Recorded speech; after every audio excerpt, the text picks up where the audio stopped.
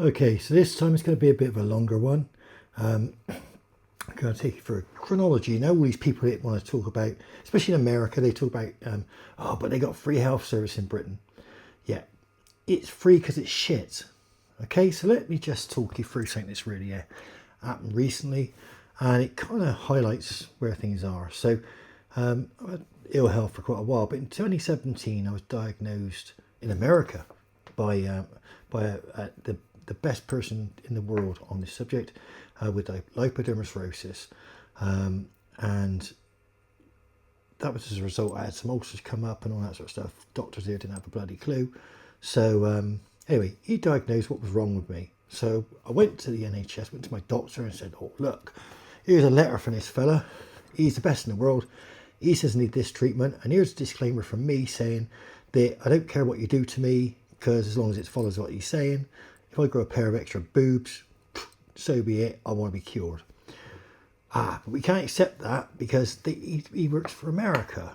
So we got to diagnose ourselves. Okay, not a problem. Anyway, 4 years later, and my legs are completely fucked by now. Can hardly bloody walk. Ulcers up and down both legs. Just a horrible mess. Yeah, sit down with his consultant. He said, oh yeah, he said, yeah. Guess what? He said, we've diagnosed what's wrong with you. I said, oh really? I said, let me have a guess. It's lipodermal sclerosis. How do you know that? I said, well, I told you that 4 years ago. No. We've just diagnosed it. I said, yeah, I know, but have a look at my records. There's a note that says. Anyway, obviously there's a note that says, he copied my letter and everything else. He copied the letter for me. Oh shit, he said. So that's incompetence, is it? Yes. He wrote me a letter to say it was incompetence, so I could sue him. So we're going through that process. I'm getting worse. I said to him, well, so what do we do now? He said, well, the trouble is, he said, once you're 50, he said, we can't treat you. We just got to let it take its course. We could just make you comfortable. What do you mean? He said, well, you lose your legs. I said, well, look at when I told you what I had, how old was I? He said, oh shit. He said, yeah, you were 48. I said, well, there you go then. I said, so what do we do now? He said, well, there's nothing we can do about it. You know, you were 48, you're 52 now. So it's just tough shit, isn't it? So that's our free service, right? That's how crap they are. Anyway, but it gets worse. So I go on, I start, I'm trying to get, treatment and all that sort of stuff. So I decide, right, I'm just going to throw myself at the mercy of the NHS, let them do what they got to do as much as I can. As soon as I made that decision, they basically started fucking up even worse, right? So I'm going through things. They don't do anything for me. Everything they do for me is fucking rubbish. I'm getting worse and worse and worse. By May 23, I'm in a fucking wheelchair. By the August, it's I'm sent to hospital. I got sepsis. So I go to hospital, I have sepsis. I spend a week in hospital. They send me with all these pills and all that sort of stuff. A month later, I'm back in hospital, sepsis. But this time I'm in hospital because the pills they gave me were the wrong pills. They gave me something that actually promoted the sepsis to come back, which was fantastic. And the doctor in the hospital said, oh, who gave you these? I said, well, it says on there, fucking saved me in hospital, doesn't it? Oh, shit. Well, that happened 4 times. I ended up in hospital in December, in a coma. 2 heart attacks whilst I was out. They brought me back from, despite the fact I got a do not resuscitate. Because I was accepting. See, your head eventually starts saying, okay, I believe him. I'm going to die. I believe him. Okay, let's make preparations. So I was selling things, getting rid of things. I couldn't work, I couldn't do nothing. So I just got rid of everything. And I was of a mindset, anybody could tell you at the time, I was so depressed, it's ridiculous. Gone. And so I'm in hospital expecting to die, and these fuckers brought me back round. And I'm sitting there, and I want to go home. It's Christmas. My daughter, it's Christmas. I'm ruining her Christmas. Christmas night, I'm in hospital. On my own. TV don't bloody work or nothing. It's absolutely ridiculous. So, doctor eventually comes round, because they were on strike, of course, at the time as well, which was dead handy, But he turns up, and he said, I said, well, I want to go home. He said, no, it's life-threatening. He said, we've got to have an MRI scan, see what's wrong, make sure we can treat it. Because then I promise you, he said, if we can, you can go home after that. He said, we've got to know the extent of the damage. But I can get you in straight away. He said, have you in there? Okay, brilliant. As soon as downstairs. Next day, Still had an MRI. I said, I want to go home. Yeah, I'm going to get you in.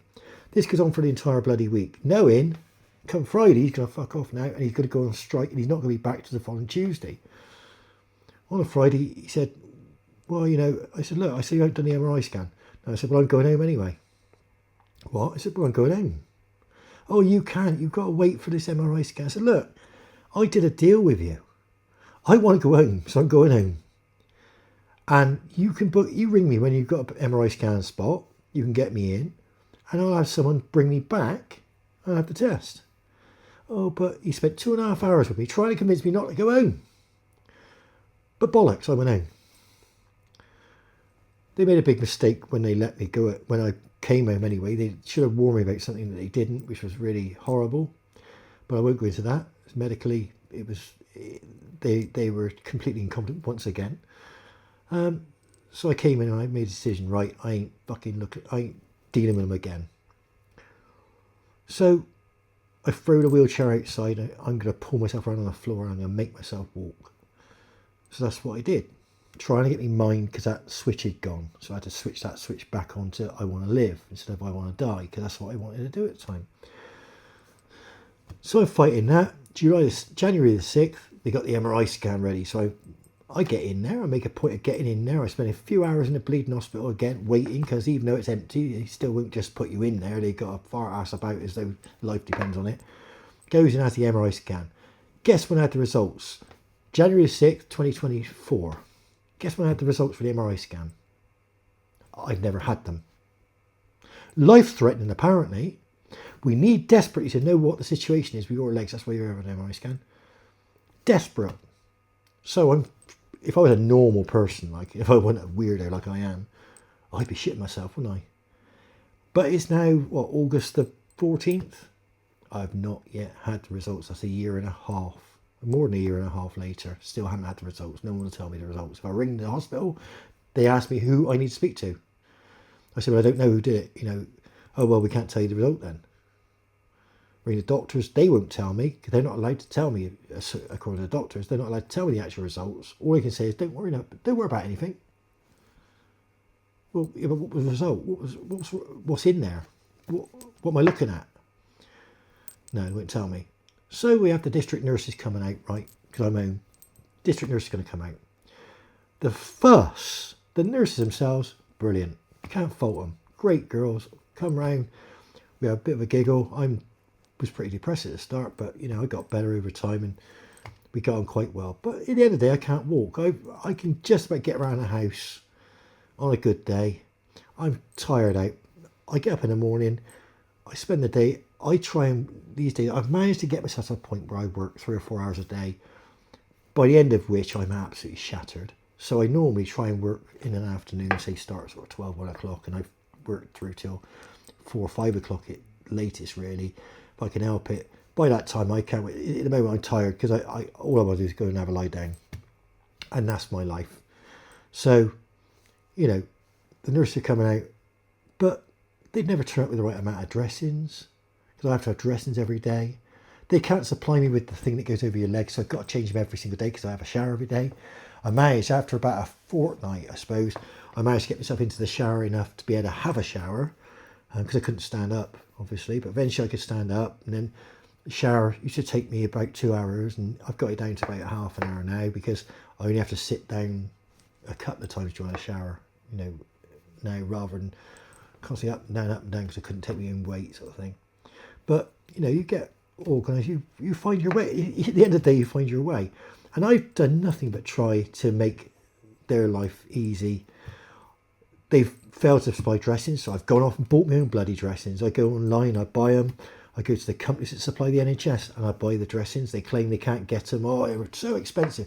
One thing, oh yeah, they're so expensive, these dressings. They're £120 a box. There's only 10 in a box, £120. You can't expect us to get them for you. Well, it's the NHS. Of course I expect you to get them for her. But I happen to know, because I supply my own dressings, that I can get a box for 27 quid. In fact, I can get them cheaper than that. And I even said to them at one point, I said, tell you what, look, you pay £120 a box for dressings. I buy them from the same place you do. So what I'll do, I'll buy in dressings. I'll bill you. Say I get 10 boxes in. I'll bill you what I pay for the 10 boxes plus I don't know, tenner for admin.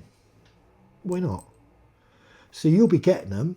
So £120 a box, you're £27 a box, £28 a box with my admin fee. So you're saving £90 odd a month. That's £90 odd a box of these dressings. They're not fantastic dressings, they're shit dressings really. They're the most basic dress you can think of, but apparently they're so expensive. No, don't want to do that. Or that'll upset the people that have organised their deal. Well, fuck me. That's not a deal, that's a rip-off. You should be fucking open like we shove out their arse. Anyway, so, but I never ended in trouble, and they're constantly, they were on the phone trying to avoid coming out. Oh, we think we don't need to come out anymore. You have to go to the doctors and put a dress. I said, well, look, that's all very well, except I can't get about. I can't walk. I got no one here that's going to look after me. Nobody looks after me. I can't go and get my own dressings. Plus, isn't it ideal that you sort of keep an eye on me? At least once a week, someone's coming in. All right, I do my dressings most of the days, but once a week, someone's coming in, checking up and making sure, because these ulcers, they come and go, they get worse. My leg, a couple of weeks ago, my leg was like about 3 times the size it is now. And at the moment, it's only twice the size it normally is. And it goes up and down and bleeds and doesn't and leaks and doesn't and does and doesn't. The pain varies all the time. Sometimes I have to take morphine. Sometimes I can avoid it. Sometimes I take, 20 dihydrocodone a day. Some days I get away with 4 or 6, which is fantastic. But I never know when it's going to be. But no. They'll try and wriggle out. Anyway, we had this thing where all of a sudden they had a new manager. She decides mine, straight after, I've just had a visit. They come weekly, right? Just after a visit, that same day, she phoned and she said, oh, I want to do fortnightly. And I said, well, are you sure? Like, fortnightly seems a long time. And at the moment, you struggle to give me a week's worth of dressings at a time. So how do I know you're going to give me 14 days worth of dressings? Well, I want to do this. I said, okay, not a problem. That's right. Great stuff. Now, I assumed that she knows I've had the visit that day and I've been given a week's worth of dressings because that's what the person's done. So you think, well, they would turn up the following week and then the fortnightly thing would start and they give me a fortnight's worth of dressings and then fortnightly thereafter. No, nobody turns up the following week. Now, I know they're busy, so I give it a day and think, oh, they're coming tomorrow morning instead. No, don't do it. So by the Thursday, I'm thinking shit, because they come in on Tuesday. I think, oh, better phone them. So Thursday afternoon, I phoned up and said, look, no one's been. I've got no dressings. And I really ought to have dressings on my legs. I've got wounds. And I need dressings. Well, no, you're on fortnightly. No one's coming till Tuesday. I said, well, I'm not on fortnightly yet, surely, because they didn't leave me 2 weeks worth of dressings. I only had a week's worth of dressings. Ah, well, you should have made do. I said, well, no one told me we make do, but how am I going to make do? I have a shower every day. The dressings get wet. I can't hold on. It's not like I could put them on washing line, is it? So anyway, big fuss. So now they're going to come on the Tuesday, except that they don't. So I still got no dressings. I phone up again. Look, no one's come. Oh yeah, well, yeah, we were too busy today. I said, well, you could have let me know. I've been sat here waiting for someone to come. I haven't put any trousers on. I've been sat here virtually naked all day. Anyway, later that week, I think it was a Thursday, finally someone decides to turn up.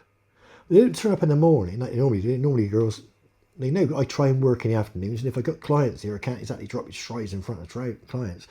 So they normally give me a tinkle, say, oh look Steve, we're just leaving, last one would be 10 minutes, 15 minutes, whatever. Because I got guard dogs as well.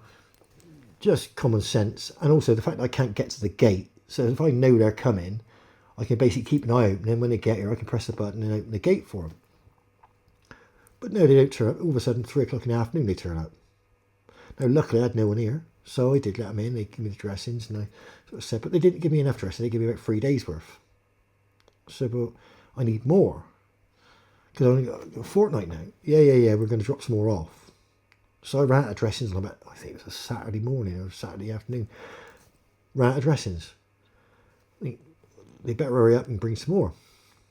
No, nothing. So I thought, maybe they'll come Tuesday. Give them till Tuesday, see if they can turn up, like, make it weekly sort of thing. No, nobody turns up. So I then write and say, look, I've got no bloody dressings. Someone was supposed to bring some more dressings. Supposed to leave me 14 days. 14 days would be double. This is the number you need. This is what you used to supposed to bring me. Not that you ever did, but this is what you were supposed to bring me anyway. Now it's double that. Nothing. By the Friday, I'm bit pissed off now because I'm like, oh, hold on a minute. This is getting ridiculous now. Still got no dresses. Right again. No, nothing. Get a phone call on the Monday. Oh, we're going to drop some dressings off, but we bring them out tomorrow. Well, yeah, I know, because you're supposed to come tomorrow. So next day, I'm waiting all morning because it's Tuesday morning. That's when they always come. We did that. We agreed that was the best way to do it. And I'd be just sitting there ready. I'd have my shower and then sit there and just basically wait for them to come because I got no dresses to put on anyway. Nope, nobody turns up. Of course, clients are coming in the afternoon, so I got no choice. I got to wait for the clients are here, so I got to get dressed. I got dressed, carry on. I'm sitting here. All of a sudden, about 3:30, I'm sitting with a client, and there's someone at the gates. So bloody hell, it's the nurse, but it's not the normal nurses. It's a different one. So she don't know. So she's pressed the buzzer. Of course, I can't walk. By the time I stand up, I'm able to get the keys to then stand in the window and watch the gate open. I look out, she's gone anyway. She decided I ain't answering the gate. So she's gone. So, oh, well, nothing I can do about that. I haven't got the phone numbers for them, so I can't do anything about it. If I phoned in their call centre, that's not going to help because she ain't in the call centre. She's in her car on her mobile. So she's gone. So, oh, right, okay. So I carry on with my meeting. Thinking, well, they'll come tomorrow. No, don't come tomorrow. So I've still got no dressings.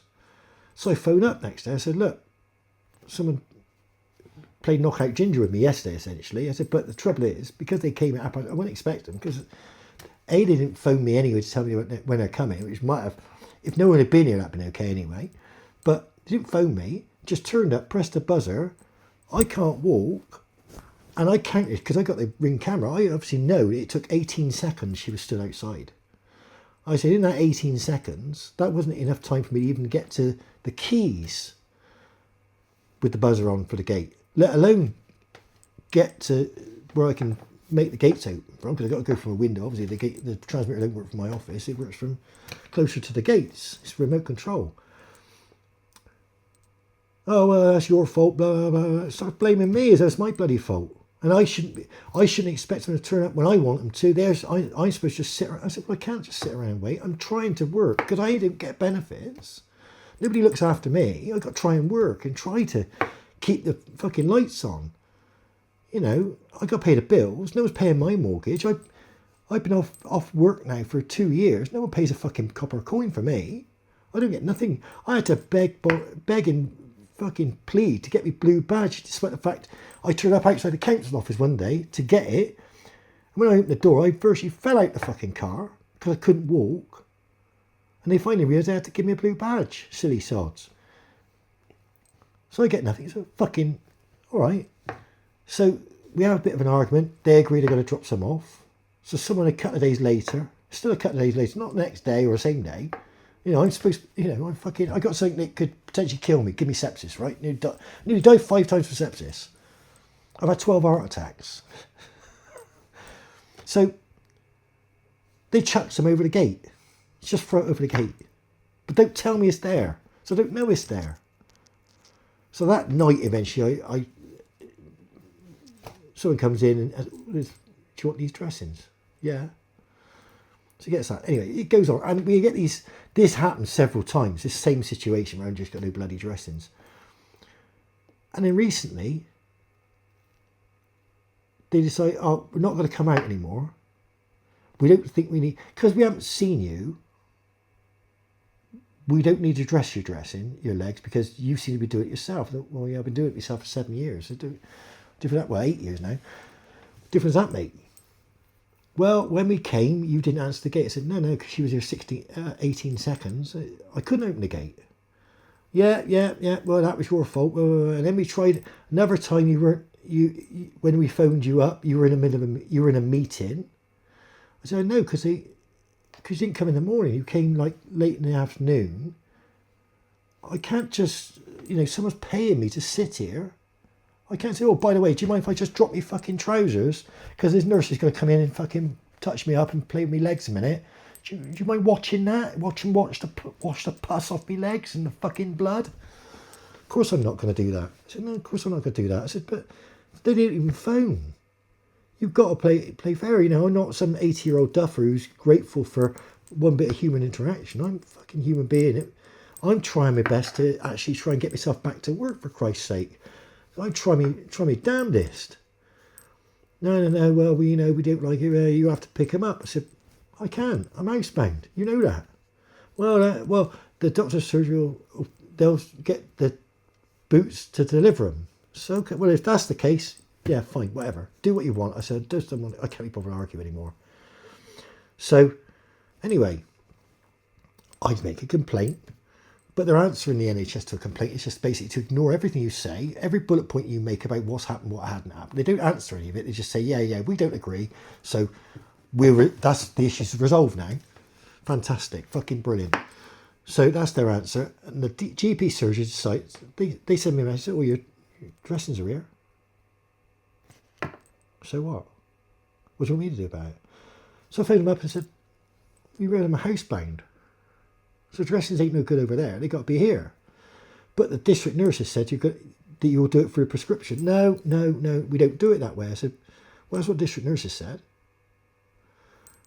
So we got all this going on. And ain't got any dressings. Certainly dressings for about a week and a half now. So that in the meantime, the doctors have also turned around and tried to get me to give them a blood pressure reading. I don't know what I'm supposed to take it with. I mean, maybe my mobile phone does it nowadays. I don't know. Does it? They reckon I can give them well, obviously I can't, so I ain't going to do it. But in the meantime, now a few weeks ago, my missus went on holiday. And I was on my own, stuck in the house on my own. I ran out of food. I went at the first, I thought I'd try and just, it was only a week long weekend, so I thought I'll just wait until she gets back. But I had no sugar, no coffee, no milk, nothing. So after about a day, I thought, shit, I'm going to have to go. Because obviously my dad don't talk to me because he's just being a fucking wanker. He hasn't spoken to me for years. So, well, I'm going to have to somehow get something. So I managed to get myself out to the bleeding car, got myself to Tesco's, managed to get one of those disabled trolley things. I spend 10 minutes trying to get into Tesco, gets through it, goes up, I grab a couple of bottles of milk, some bread and some sandwich meat, a few bits and pieces, essentially, that's all I was so tired by the time I fucking finished, it was ridiculous. So I get that, managed to get, and as I'm like stumbling out the place, leaning on this bloody thing, trying not to fall over, I see one of the nurses, the district nurses. So I actually said hello to her, because I don't think nothing of it. I mean, I can't help that I'm in Tesco's, because I had no choice. Nothing I could do about it. I had to try and get there. I parked right outside of me with a disabled badge. So I get back in the car, sit in the car for 10 minutes, let myself sort of calm down enough, my legs stop hurting enough that I can actually trust myself to drive it. Drive zone. So the district nurses then said to the doctors then turned around to me this week and said, oh, you were seen in Tesco's. I said, yeah, I know. I went to Tesco's once. It's the first time I've been to Tesco's since 2023. In fact, it might even be 2022 now. But the first time I've been to Tesco's in all that time.